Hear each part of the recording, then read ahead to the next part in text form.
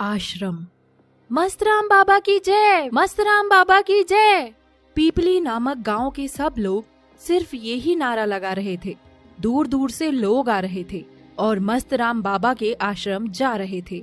ये सब देखकर सोनिया अपनी पड़ोसन विमला से कहती है, दीदी आप सब लोग कहाँ जा रहे हो? अरे तुझे नहीं पता, हमारे गांव के आश्रम में बहुत प्रसिद्ध और तपस्वी बाबा मस्तराम आए हैं। क्या बाबा मस्तराम? ये कौन से बाबा हैं जिनका नाम भी इतना अतरंगी है? हाँ तो मादरचोद उसको जाके बोलना, मुझे क्या बोल रहा है? सिर्फ नाम ही नहीं, उनके काम भी अतरंगी हैं। हमारे गांव की सभी गरीब बच्चियों को उन्होंने नौकरी दिलवाई है अपने आश्रम में, और जिन औरतों के बच्चे नहीं होते थे, बाबा की कृपा से सबके आज बच्चे हैं। अच्छा, इतने चमत्कारी बाबा हैं। तो चलो दीदी, मैं भी आपके साथ चलती हूँ। फिर सोनिया विमला और गांव वालों के साथ आश्रम पहुँच जाती है। वहाँ जाकर सोनिया देखती है कि बाबा मस्तराम ध्यान में लीन थे।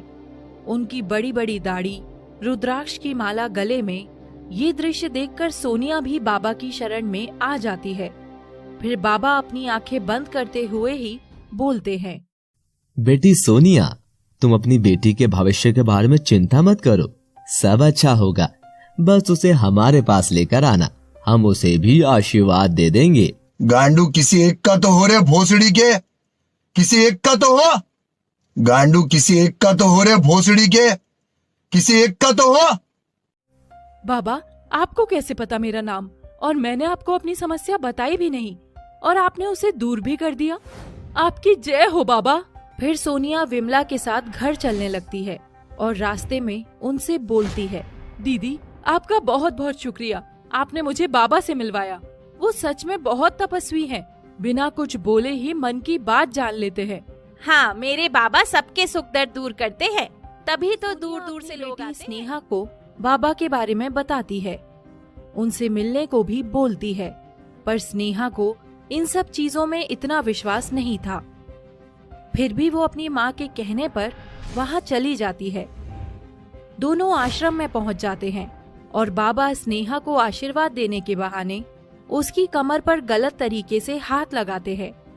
स्नेहा को ये बिल्कुल पसंद नहीं आता और वो वहाँ से गुस्से में चली जाती है।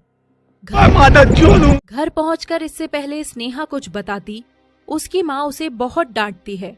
ये क्या तरीका था स्नेहा, तुम ऐसे वहाँ से क्यों आ गई? बाबा क्या सोचेंगे हमारे बारे में? उनका इतना अपमान मैं बर्दाश्त नहीं करूँगी। तुझे कल ही उनसे माफी मांगनी होगी। पर माँ, पर वर्क कुछ नहीं, चलना है मतलब चलना है, समझी? अगले दिन फिर से सोनिया अपनी बेटी को लेकर बाबा के पास पहुंच जाती है। बाबा इसे माफ कर दो, इससे गलती हो गई, ये अभी नादान है। कोई बात नहीं बच्चा, पर हमें लगता है कि तुम्हारी बेटी पर किसी का बुरा साया है। इसे कुछ दिन आश्रम में ही छोड़ दो, हम सब सही कर देंगे, वरना इसकी मृत्यु निश्चित है। जादूगर है क्या? तेरे घर पे जादूगर आया था? नहीं नहीं बाबा, ऐसे मत बोलिए, ये मेरी इकलौती संतान है, इसे बचा लो बाबा, मैं आज ही से आपकी शरण में छोड़ देती हूँ। स्नेहा अपनी माँ को बहुत मना करती है, पर उसकी माँ उसकी एक बात नहीं सुनती। फिर रात को स्नेहा सो रही होती है, तभी उसे एहसास होता है जैसे कोई उसे छू रहा था। स्नेहा तभी उठ जाती है और सामने देखकर चौंक जाती है। वो कोई और नहीं, मस्तराम बाबा थे। अभी मजा आएगा ना भिड़ो ना। तभी स्नेहा गुस्से से बोलती है, बाबा आप इतनी रात में यहाँ, और मुझे ऐसे छूने का क्या मतलब? बाबा स्नेहा को पकड़ लेते हैं और बोलते हैं, बाबा हम दिन में हैं, रात्रि में हम भी इंसान हैं और हमारी भी कुछ इच्छाएं हैं, जरूरतें हैं। छी, तुम खुद को बाबा बोलते हो और इतनी गंदी सोच। मैं अभी यहाँ से जा रही हूँ और सबको तुम्हारी सच्चाई बता दूंगी। कहाँ जाओगी तुम? ये मस्तराम बाबा का आश्रम है। अपना काम करना। यहाँ इंसान आता तो अपनी मर्जी से है, पर जाता सिर्फ और सिर्फ हमारी मर्जी से है। फिर बाबा एक तकिए से स्नेहा का मुंह दबा देते हैं और अपने भक्तों के अटूट विश्वास और सोनिया की श्रद्धा का मजाक बना देते हैं। एक हैवान की तरह अपनी बेटी की उम्र की लड़की के साथ अपनी हवस मिटाता है। फिर रुको जरा, सब्र करो। वहाँ से चला जाता है। स्नेहा बहुत रोती है, अगली सुबह स्नेहा की माँ उससे मिलने आती है, पर बाबा का सबसे खास चेला उससे बोलता है, मस्तराम बाबा की जय हो। भाई साहब, मुझे मेरी बेटी स्नेहा से मिलना है। अच्छा, आप उस प्यारी बच्ची की माँ हो, पर वो तो पास के गांव में गरीबों की सेवा के लिए गई है। बहुत ही समझदार है आपकी बच्ची। जब से आई है बाबा की तो परम भक्ति बन गई है। आश्रम से चली जाती है और उधर अब रोज स्नेहा को बाबा की हैवानियत झेलनी पड़ रही थी। तभी आश्रम में एक अनोखी नाम की लड़की आती है जो बहुत सुंदर थी। जब बाबा ध्यान में अकेले थे तो अनोखी उनसे मिलने आती है। बाबा, आप बहुत अच्छे हैं, मैं आपकी परम शिष्य बनना चाहती हूँ।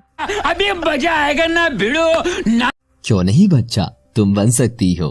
फिर अनोखी बाबा के करीब आने की कोशिश करती है, पर बाबा को कुछ समझ नहीं आता कि इतनी सुंदर लड़की खुद ही उनके पास क्यों आ रही थी। फिर बाबा उससे बोलते हैं, ये क्या कर रही हो तुम बच्चा? आपको सुख प्राप्त करवा रही हूँ बाबा। इतना सुनकर बाबा खुश हो जाता है, पर तभी वहाँ अन्य भक्त आ जाते हैं। फिर अनोखी धीरे धीरे बाबा की सबसे खास और करीबी शिष्य बन जाती है, जिन पर बाबा आंख बंद करके विश्वास करते थे। एक दिन अनोखी बाबा से कहती है, बाबा, जब हम दोनों अकेले हों तब भी इतनी कड़ी सुरक्षा क्यों? मुझे आपके साथ कुछ खास समय बिताना है, क्या आप ऐसा नहीं चाहते? तभी बाबा अपने खास चेले को बुला लेते हैं और उससे कहते हैं, बेटा रामपाल, आज रात मेरे कक्ष के बाहर सुरक्षा नहीं होगी और तुम भी जाओ यहाँ से। सुबह ही आना, मुझे कुछ समय अकेले बिताना है। पर बाबा, सुरक्षा के बिना आप पूरी रात कैसे रहोगे?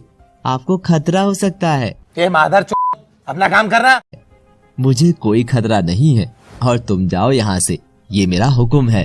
फिर बाबा के सब चेले और सुरक्षा कर्मी चले जाते हैं, सिर्फ बाबा और अनोखी रह जाते हैं। जैसा तुम चाहती थी मेरी जान, अब सिर्फ हम दोनों हैं। अब बाबा को अपना जादू दिखाओ। अनोखी बाबा के करीब जाती है और बाबा अपनी आंखें बंद कर लेते हैं। तभी वहाँ स्नेहा एक रस्सी लेकर आती है, जिससे स्नेहा और अनोखी मिलकर बाबा के हाथ पैर बांध देते हैं। स्नेहा, तुम यहाँ? और ये सब क्या है? मुझे रुको जरा, सब्र करो। क्यों बांधा है? अभी मैं अपने चेलों को बुलाता हूँ। बुला ढूंगी बाबा, किसको बुलाएगा? कोई नहीं सुनेगा तेरी आज, जैसे किसी ने मेरी नहीं सुनी थी। मुझे माफ कर दो बेटी, अब मैं कुछ नहीं करूँगा। तू अब सच में कुछ गलत नहीं करेगा, क्योंकि तू कुछ कहने के लिए जिंदा ही नहीं होगा। फिर अनोखी बाबा की जायदाद के पेपर लाती है और बाबा से साइन करवा